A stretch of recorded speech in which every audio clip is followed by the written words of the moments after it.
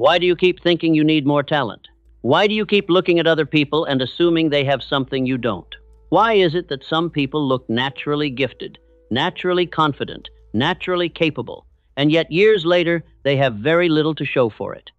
And why do other people, who don't seem exceptional at the start, slowly build results that become impossible to ignore? Have you ever watched someone begin badly at something, awkward, unsure, inconsistent, and then later become the person everyone admires? What changed? Was it talent, or did they simply stay in the game longer than everybody else? That question matters more than most people realize, because if success mostly belongs to the talented, then your future is limited by what you were born with. But if success belongs to the persistent, then your future is shaped far more by what you keep doing.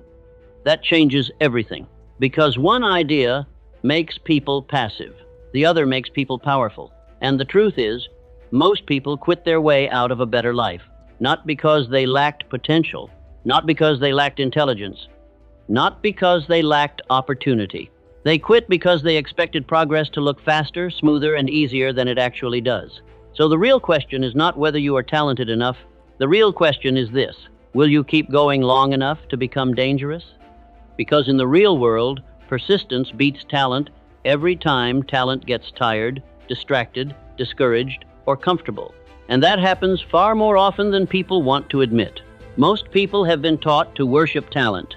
From a young age, you hear people say things like, "He's a natural," "She's gifted," "They were born for it." You rarely hear people praise the boring side of success. You rarely hear people say, "He kept showing up when nobody cared. She was bad at first, but she kept improving. They stuck with it long after it stopped feeling exciting." Talent gets attention because it is visible. Persistence often goes unnoticed because it looks ordinary. It looks repetitive. It looks slow. It looks like someone doing the same thing again and again while getting only slightly better each time. That does not make for a dramatic story in the beginning, but it creates powerful results in the end. The problem is that when people believe talent matters most, they start judging themselves too early. They try something once, maybe twice, maybe for a few weeks, and when it feels difficult, they immediately make it personal. They do not think, "This is the normal stage of learning." They think, "Maybe I'm just not made for this." That one thought has killed more potential than failure ever could, because failure at least gives you information. That thought shuts the whole process down. You see it in business all the time. Someone starts a business idea. They put effort in for a short period. The response is slow. The sales are low. The content does not perform. The outreach gets ignored. And because they expected early proof, they assume they do not have what it takes. So they stop. Then they move on to something else. Then the same thing happens again. Another slow start. Another wobble in confidence. Another exit. So they keep resetting their progress back to zero. Meanwhile, someone else starts just as badly, maybe worse, but they keep going. They improve the offer. They improve the message. They improve the skill. They improve the timing. And after enough repetition, they begin to look talented. But what you are really seeing is someone who survived the stage where most people quit. That is the stage people misunderstand. The beginning of anything important usually looks unimpressive. It looks messy. It looks discouraging. It looks like effort without much reward. And because most people are addicted to visible progress, they leave too soon. They want confidence before action. They want clarity before movement. They want proof before persistence. But life rarely works like that. In most fields, the reward comes later. The confidence comes later. The visible improvement comes later. And later is exactly where most people never arrive, because they stop in the part that feels uncertain. So the real problem is not that people lack talent. The real problem is that they do not stay around long enough for progress to compound. They mistake the discomfort of the learning stage for evidence that they should quit. They think struggle means "not for me," when most of the time struggle just means you're early. And that misunderstanding keeps people average for years. Persistence is powerful because it does something talent cannot do on its own. It compounds. Talent might give someone a faster start. Persistence gives someone a stronger finish. That is the difference. A talented person can begin ahead of you. They may learn faster. They may look better early on. They may get more attention at the start. But if that person becomes lazy, distracted, arrogant, inconsistent, or discouraged, their talent begins to lose value very quickly. Why? Because raw ability without repetition does not grow. It stalls.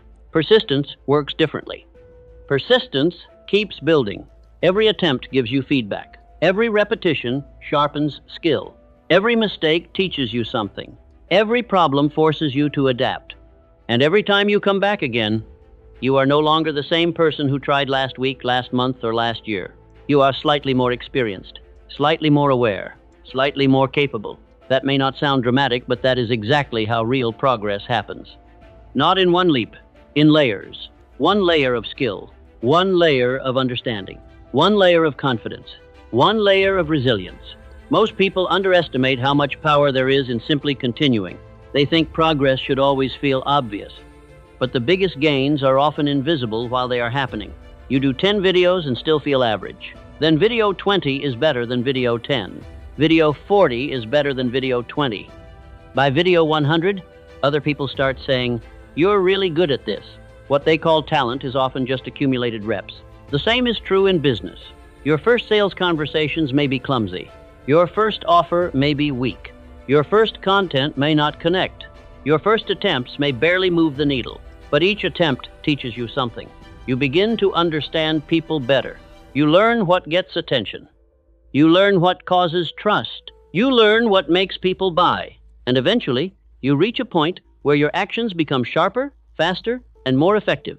Again, from the outside, people often call this talent. But it is usually not talent. It is pattern recognition earned through persistence. This matters because persistence does more than improve skill. It changes identity. The person who keeps showing up starts seeing themselves differently. At first, you might say, "I'm trying to build a business."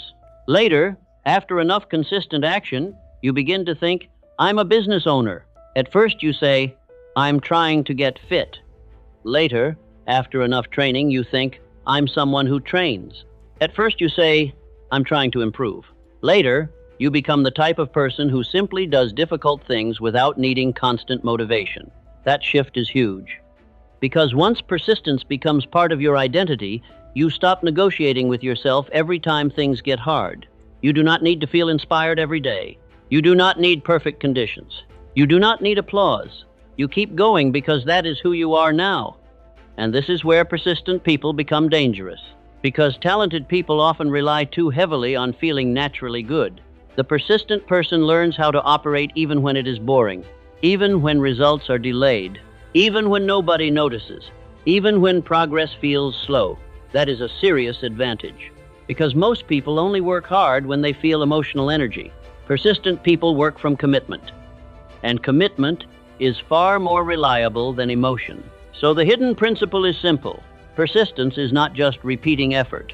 It is building skill, resilience, self-trust, and identity at the same time.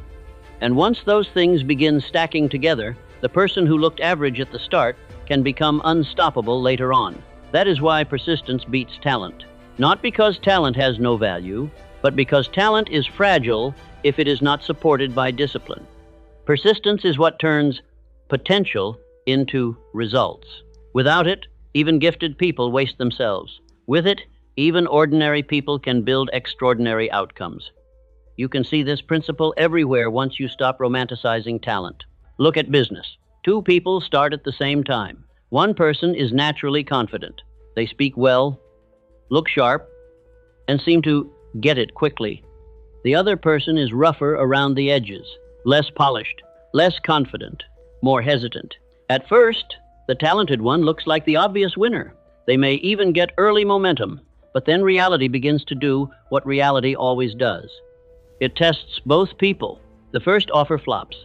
The first campaign underperforms. The first few clients are hard work. The market does not respond the way they expected. Now the question is no longer, who looks most gifted? Now the question is, who keeps adapting?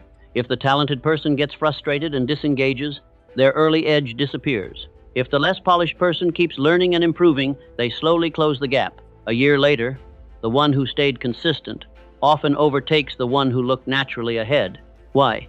Because business rewards adjustment, patience, and repetition. not just promise. Look at careers. One employee is naturally bright. They grasp things quickly, but they do the minimum once they feel competent. They stop pushing. They stop learning. They rely on being naturally good. Another employee may be slower at the beginning. They ask more questions. They make more mistakes, but they keep developing.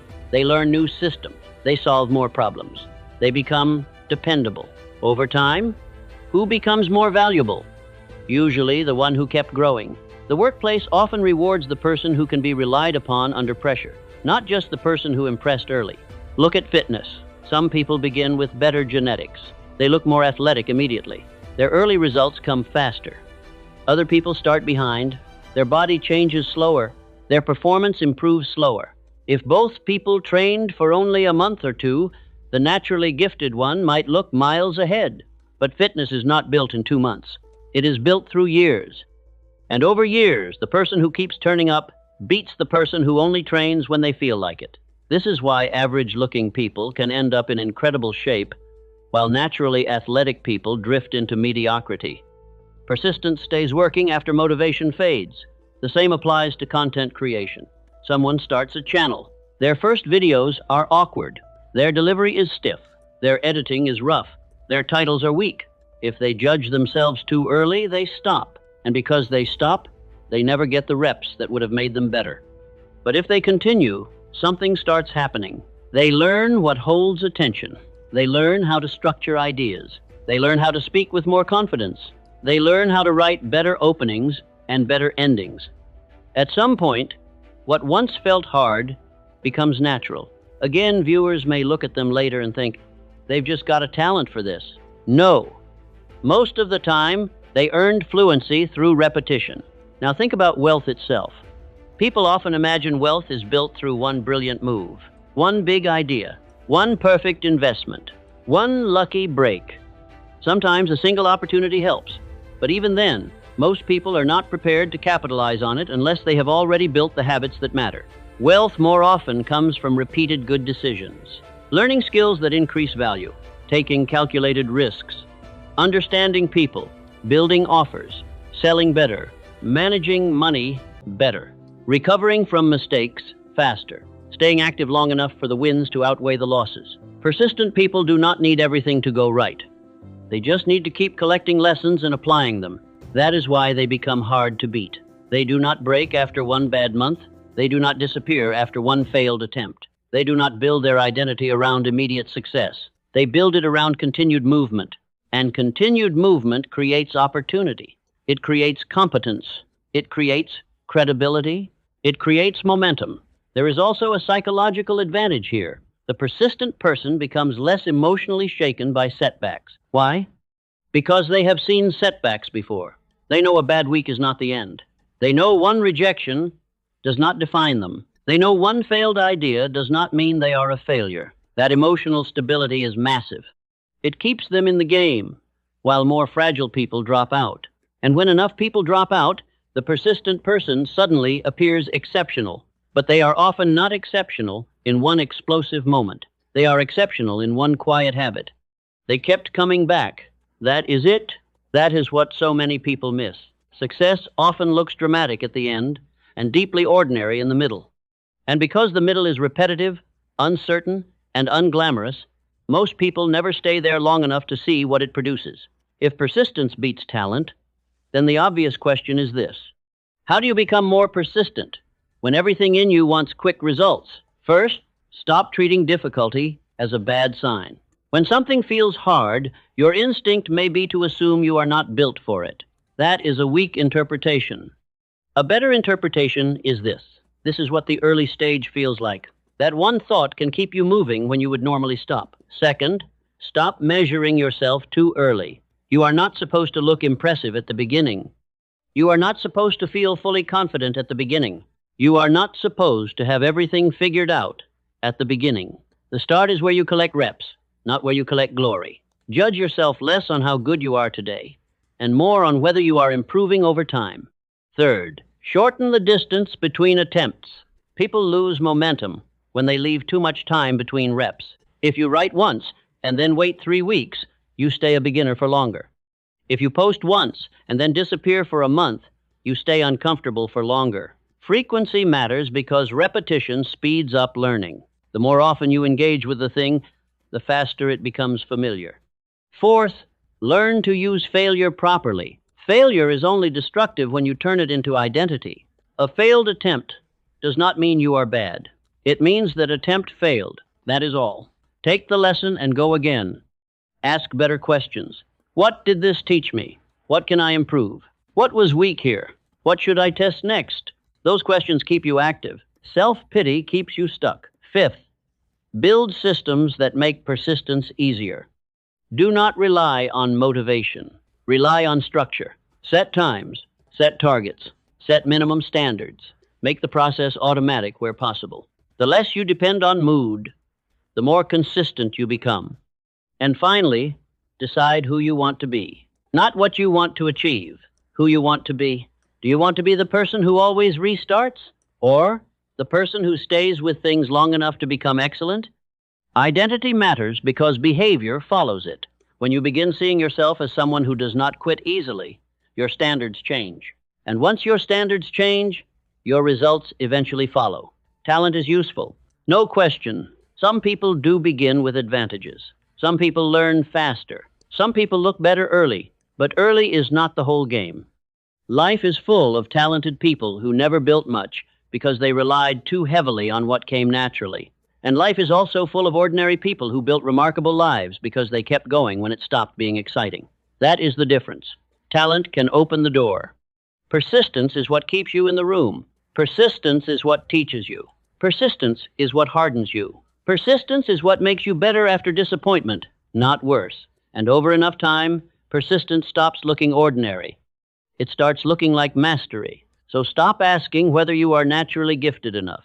Ask a better question. Can you stay with something long enough to become great at it? Because if you can do that, you do not need to win the beginning. You only need to win the long game. And the long game belongs to people who keep showing up after the talented ones lose interest. That is why persistence beats talent every time.